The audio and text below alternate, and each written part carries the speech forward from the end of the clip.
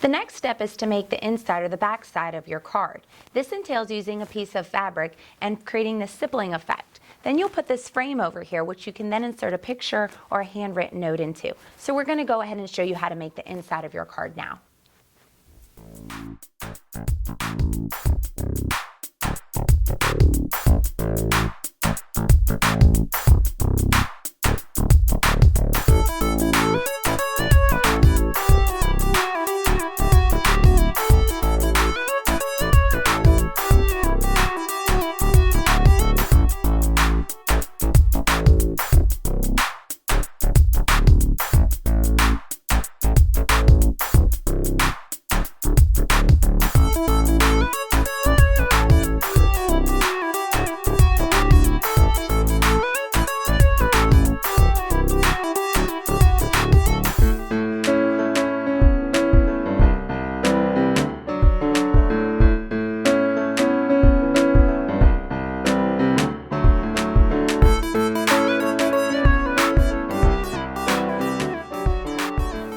Once you have the inside of your card made, now all we need to do is fuse the inside and the outside together.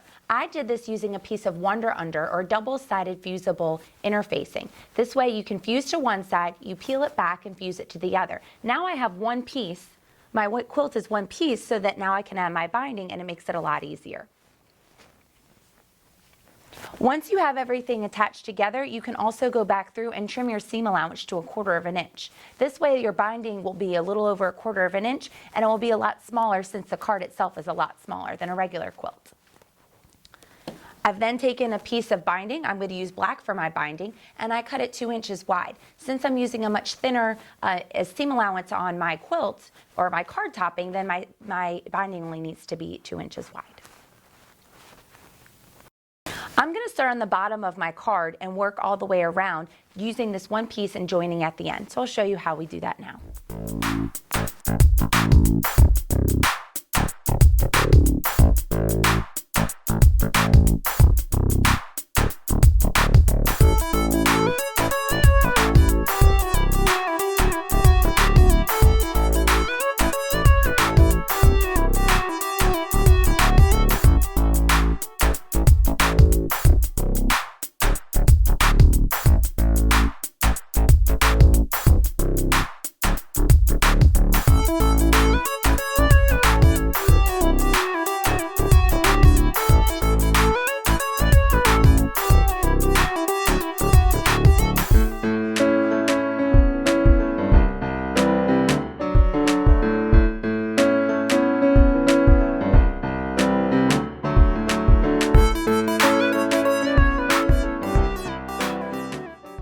Now that I've had my binding pinned all the way around, I'm going to go through and I'm going to stitch in the ditch from the top, which is going to secure the binding. Then my greeting card will be done.